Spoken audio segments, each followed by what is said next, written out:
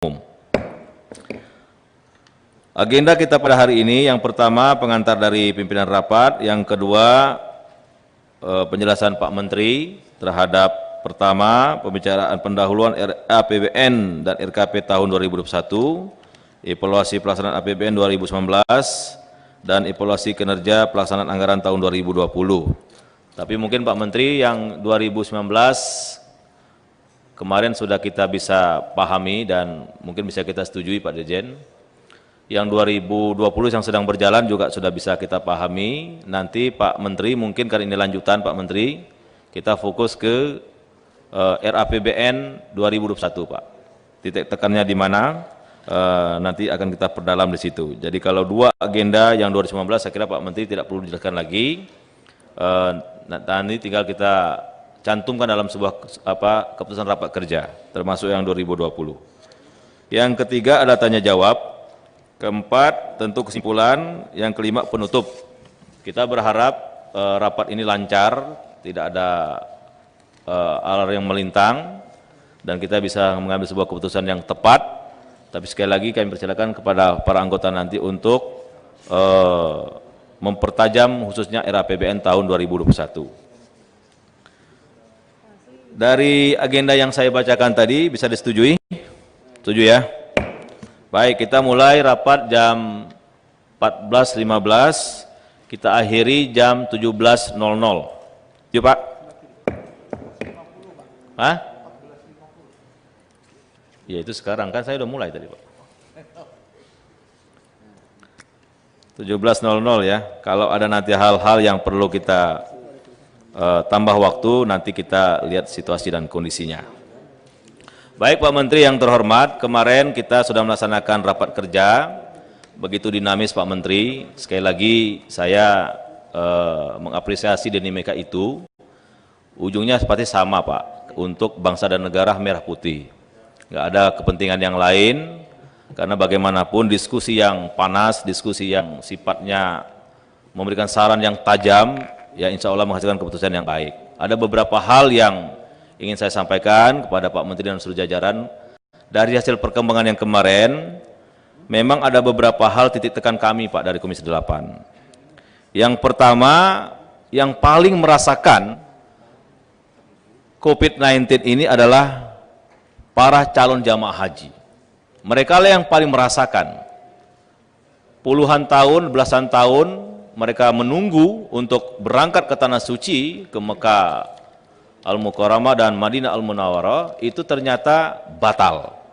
Dan kita sudah tahu keputusan dari Menteri Haji Saudi Arabia tidak mendatangkan tamu dari negara asing kecuali warga negara asing itu sudah mukim atau sudah bertempat di Tanah Suci atau di sekitarnya. Nah, saya kira ini mungkin perlu juga diatur bagaimana warga negara Indonesia yang ada di sana untuk melaksanakan ibadah haji Pak Menteri.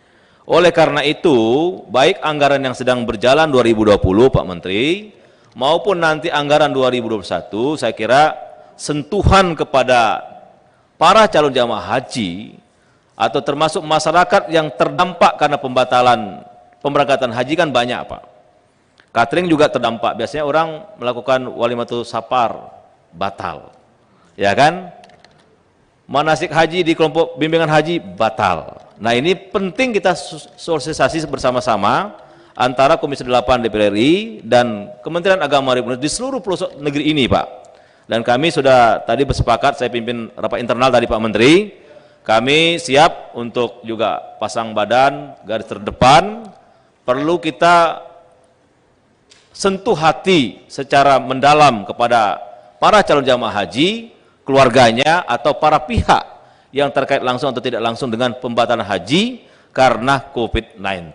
Nah ini pertama Pak, ini mungkin perlu kita sama-sama perhatikan Pak Menteri dan seluruh jajaran. Yang kedua Pak Menteri, tidak terbayangkan juga selama perjalanan Republik ini atau sebelum masa perjuangan, sebelum merdeka, bahwa keberadaan pondok pesantren itu luar biasa Pak. Kalau hari ini tercatat hampir lebih kurang 27.000 pondok pesantren dan lebih kurang 5 juta santri, yang terasa sekali juga mereka Pak. Setahu saya mungkin memang masih banyak pondok pesantren yang berani buka, tapi sebagian besar tidak berani. Kalau pemantauan kami langsung Pak Menteri, mereka bayar listrik aja susah sekarang Pak. Guru-guru yang mengajar berani buka, tapi sebagian besar tidak berani. Guru-guru yang mengajar di pondok pesantren, para dai, atau semua yang terlibat di pondok pesantren, termasuk tukang kebersihannya Pak, sekarang makan aja susah. Lain-lainnya susah, karena memang pemasukan tidak ada. Tapi bukan hanya pondok pesantren itu sendiri yang terdampak, santrinya Pak. Bagaimana akhlaknya, gimana pembelajarannya, dan lain sebagainya. Oleh karena itu, karena jasa pondok pesantren ini sangat besar, saya kira Pak Menteri, keberpihakan kita terhadap anggaran yang sedang berjalan 2020, mungkin ada refocusing atau realokasi, termasuk yang era PBN, saya yakin Pak Menteri dan seluruh jajarannya sama hatinya dengan kami, bahwa pondok pesantren ini harus betul-betul kita layani dengan baik, semaksimal mungkin, sesuai dengan kemampuan keuangan negara. Tapi saatlah mungkin ada hikmahnya COVID-19 ini, kita ditunggu, dinanti oleh pondok pesantren yang ada di seluruh tanah air untuk hadir. Mungkin selama ini kita belum terlalu berpihak anggarannya, dan sekarang mungkinlah kita diminta atau dinanti oleh pondok pesantren. Oleh karena itu, harapan kami, pondok pesantren ini yang sungguh luar biasa besar jumlahnya, nah apalagi memasuki new normal, masih banyak persoalan di bawah Pak Menteri, mereka mau masuk, masker nggak punya, hand sanitizer nggak ada, rapid test nggak punya biaya. Saya kira ini mungkin perlu kita carikan solusi yang terbaik. Sekali lagi kita apresiasi kepada pondok pesantren yang jauh sebelum Republik ini merdeka, mereka sudah dengan sukarela membantu Republik ini. Kemudian yang ketiga, Pak Menteri, jajaran para anggota, kenapa kemarin juga kami ingin ada pembicaraan hari ini? Kita tahu, dan saya juga mengapresiasi, dari 66,7 triliun, saya yakin memang sudah ada untuk madrasah swasta, pondok pesantren dan lain sebagainya, honor, termasuk in-passing. Nah, juga didetailkan oleh Pak Dirjen Pendes itu di 3,8 triliun, ada 1,3 untuk yang saya sebutkan tadi. Kami menyambut baik tuh Pak. Kami apresiasi kemauan Bapak Menteri dan seluruh jajarannya, keberpihakan itu. Nah, oleh karena itu kita pastikan Pak Menteri bahwa sama Pak, madrasah hari ini banyak yang tutup Pak. Mereka nggak punya pemasukan. Yang sekolah nggak ada, yang bayar juga nggak ada. Jangankan ketika pandemi seperti ini Pak, ketika normal aja mereka tertatih-tatih. Gaji guru Pak Menteri di Lampung itu Pak, satu bulan ada yang 150.000 Pak, satu bulan loh Pak. Di Banten di tempat saya maksimal 500.000 gaji para guru di madrasah-madrasah, apakah itu diniyah, ibtidaiyah, sanawiyah, aliyah. Sungguh memprihatinkan Pak. Itu jauh sebelum ada pandemi. Apalagi sekarang pandeminya datang, tidak mengenal orang, tidak mengenal tingkatan ekonomi, jabatan, semua kena Pak. Nah, yang sudah kita prihatin sebelum pandemi, pastilah lebih memprihatinkan hari ini. Ada beberapa madrasah yang sampaikan kepada kami, para anggota ini, semuanya dari Dapil, mungkin mereka sudah ada yang 3 bulan nggak gajian Pak. Saya kira ini penting Pak Menteri untuk kita hadir Pak. Kalau masalah nominal, masalah jumlah, saya kira itu bisa kita diskusikan dengan baik. Tapi kehadiran, keberpihakan kita untuk ikut merasakan penderitaan para guru-guru madrasah di semua tingkatan di seluruh Indonesia, saya kira itu penting kita pastikan untuk kita realisasikan. Nah, kemudian yang keempat Pak Menteri, kita sadar kalau tidak ada para dai, para kiai, para guru ngaji dan sebagainya, mungkin Republik ini tidak bisa Pak damai, tidak bisa cerdas dan lain sebagainya. Dan mereka selama ini yakin tidak mengharapkan gaji dari para pemerintah, dan memang itu belum ada. Kalaupun ada, ya mungkin dari pemerintah daerah sekenanya Pak. Mungkin ada guru honor untuk para dai, untuk marbot masjid. Tapi hari ini Pak, jujur Pak Menteri, untuk bayar listrik aja sekarang masjid susah Pak. Kenapa? Jamaahnya nggak ada Pak. Biasanya kan celengan yang jalan Pak. Ini nggak ada. Marbotnya nggak bisa digaji, listriknya nggak bisa dibayar. Nah, ini tolong Pak Menteri kita juga pikirkan nih Pak, bagaimana para dai yang selama ini mungkin punya pemasukan secara sukarela juga dari masyarakat, termasuk guru ngaji yang diundang ke rumah atau di TPK, di soro-sora itu, di musola-musola. Nah, selama pandemi ini nggak ada lagi Pak Menteri. Jadi pendapatan mereka bukan nol Pak, minus Pak Menteri. Saya dengar banyak mereka yang ngutang ke sana kemari.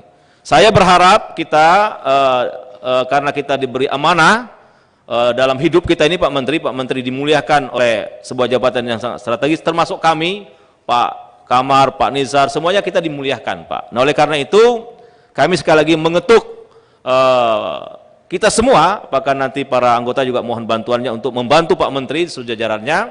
Kita, ya mungkin nggak semuanya bisa tersentuh Pak, tapi kalau sama sekali nggak disentuh juga salah Pak Menteri. Nah, oleh karena itu, terhadap guru ngaji, para kiai, kemudian marbot masjid, ini saya kira penting juga kita hadir Pak. Nah, kami sekali lagi siap juga untuk memastikan bahwa bantuan itu sampai tepat sasaran, tidak disalahgunakan. Nah, saya kira itu Pak Menteri yang bisa saya sampaikan. Mudah-mudahan angka sisa anggaran yang 2020 yang baru terserap sekitar 38,56% itu masih bisa dimaksimalkan untuk pandemi COVID-19 ini sesuai dengan amanah Undang-Undang Nomor 2 Tahun 2020, tindak lanjut dari Perpu Nomor 1 Tahun 2020, itu bisa kita selaraskan. Intinya sekali lagi Pak Menteri, kita pastabiqul khairat, berlomba-lomba dalam kebaikan. Kalau ada yang cara ngomongnya keras, ada yang lembut, ada yang striker, ada yang bertahan, itu gaya aja Pak. Tapi goalnya itu kan kita, negara ini adalah tanggung jawab kita semua. Nah, saya kira itu Pak Menteri, kata pengantar dari saya yakin ada semuanya hikmahnya Pak. Kalau mungkin Mensos cuma sekali rapat, BNPB sekali rapat, kita 2 kali Pak. Minimal selama ini kita jarang ketemu, bisa sering ketemu Pak. Nah, oleh karena itu Pak Menteri, sekali lagi kami ucapkan terima kasih atas kerjasama, kemurahan hati para Pak Menteri dan jajarannya, termasuk para anggota yang disibukkan kembali, Pak John ya, Pak Jepri, kemudian Pak Ahmad, Bu Lisda, Pak Nur Hadi, Pak Muklas, termasuk yang di virtual, tadi Pak Ihsan, Pak Aceh, Pak Marwan datang nanti secara fisik. Ya, harusnya hari ini Pak, hari praksi dan hari dapil Pak. Makanya DPR sepi tadi kan. Harusnya kami hari ini tidak di sini Pak. Nah, tapi dengan kebesaran hati kita semua, kita duduk bareng lagi Pak Menteri. Insya Allah semuanya ada maknanya, semuanya ada manfaatnya, kalau niatnya kita luruskan lillahi ta'ala Pak. Nah, saya kira itu pengantar dari kami. Mudah-mudahan rapat ini berjalan baik dan lancar. Tentu nanti akan diperdalam di RDP bersama Eselon 1 dan Eselon 2 Pak. Kami persilakan Pak Menteri Agama untuk menyampaikan paparannya, khususnya tadi yang saya sampaikan Pak, fokus saja ke RAPBN 2021 dan rencana kerja pemerintah. Yang 2019 sudah bisa kita dengarkan kemarin Pak, dan bisa kita ambil keputusan nanti. Termasuk yang 2020, kalau masih ada mau penekanan silakan, tapi secara garis besar juga kami sudah paham kemarin Pak. Kepada Pak Menteri kami persilakan.